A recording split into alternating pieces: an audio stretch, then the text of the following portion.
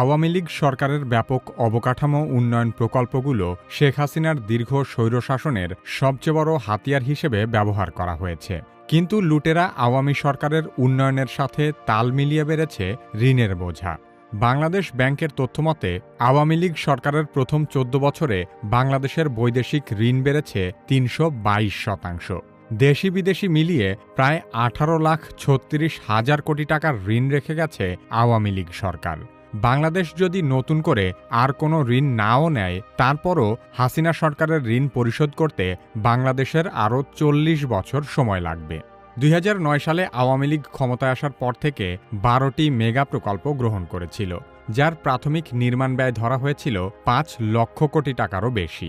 উন্নয়নের জন্য ঋণ করা এসব তহবিল হরিলুট করে ভাগাভাগি করে নিয়েছে পিয়ন থেকে শুরু করে প্রধানমন্ত্রী পর্যন্ত সবাই।